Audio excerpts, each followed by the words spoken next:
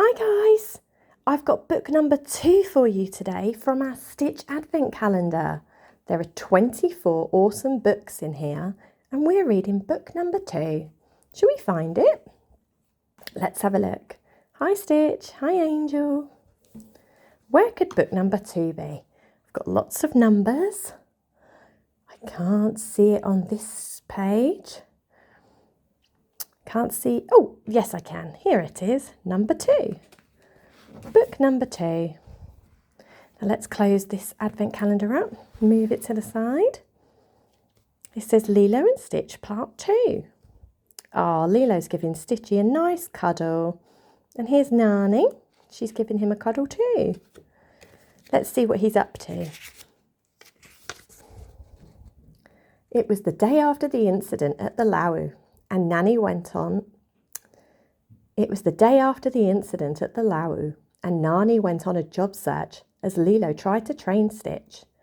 Unfortunately, every time Nani had an interview, Lilo and Stitch somehow managed to ruin it. By the afternoon, Nani was exhausted and still jobless. All the while, Cobra had been keeping an eye on them. As they sat at the bench, Lilo and Nani both felt like failures. Can you see Stitchy? He's got a guitar and he's got a big watermelon. He's always up to no good, isn't he? Look, he's holding on to a little boy there. Just then, David walked over to them. "We've been having a bad day," said Lilo. "I know there's no better cure for a sour face than a couple of boards and some choice waves," David said. "I think that's a great idea," Nani said. And soon the family was surfing. Let's turn the page. Stitch rode a wave with Lilo and Nani, but then Jumba appeared. He dragged Stitch underwater, and Stitch pulled Lilo down with him. Nani saved Lilo, but left Stitch behind. Lilo protested, so David dived down and rescued him. This one's David. He rescued Stitchy from Jumba. When they got to shore, Cobra was waiting for them. He felt Nani couldn't handle the responsibility of parenting her little sister. He'd return the next day to take Lilo away. Nani and Lilo left the beach and headed back home. There was a lot they needed to talk about. As the sun went down, Nani tried to explain what would happen the next day. She held Lilo close and sang a Hawaiian song of goodbye. Nani pulled a flower from her own hair and then one from Lilo's, releasing the 2 flowers into the night wind. Stitch watched from the deck nearby. He'd never seen anything so beautiful. Later that night, Lilo showed Stitch a picture of her family before the car crash that took her parents away. She tried to ask Stitch about his parents, but he started crawling out of her window. "Ohana means family," Lilo explained. "Family means nobody gets left behind. But if you want to leave, you can. I'll remember you though. I'll remember everyone that leaves." Stitch did leave and walked into the woods. "I'm lost," Stitch whispered, hoping for a family to rescue him. Not far away, Jumba and Pleakley got a call from the Grand Councilwoman. Captain Guntu, whose starship Stitch escaped from, was being sent to finish the job.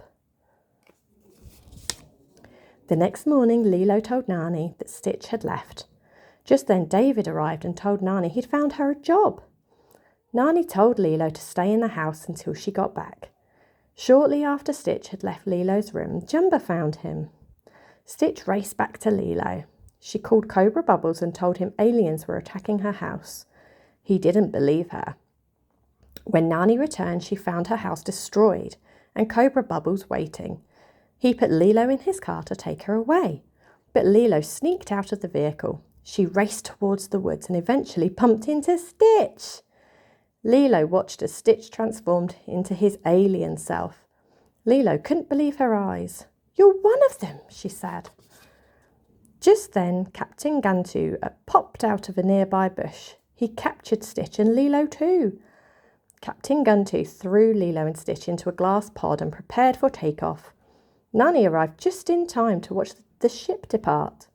Somehow Stitch managed to squeeze through an opening in the glass, but he fell off the ship before Lilo could escape. Before Stitch had a chance to explain, Jumba and Pleakley captured him. They admitted there was no way to rescue Lilo.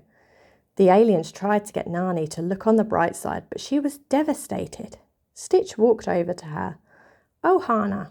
Ohana means family. Family means nobody gets left behind, Nani said. Or forgotten, Stitch concluded. With that, Stitch convinced Jumba and Pleakley to help him rescue Lilo. Meanwhile, back on Gantu's ship, Lilo looked out and smiled with delight. Stitch waved to her from Jumba's spaceship. She knew he'd come to save her. Stitch rescued Lilo out of the pod, took a mighty leap and landed her safely on Jumba's ship. Finally, Jumba's spaceship crashed into the ocean. It just so happened that David was out surfing nearby.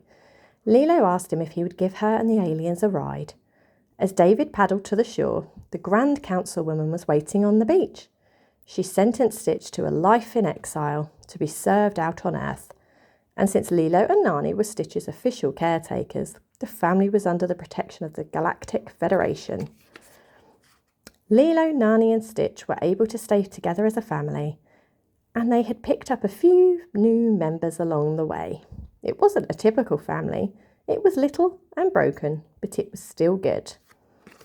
Wow, that was book number 2. Let's pop it back in, and I'll see you tomorrow for book number 3. Let's pop it back in here. This is where it came from, isn't it? We'll close it up, ready for tomorrow. Bye, guys.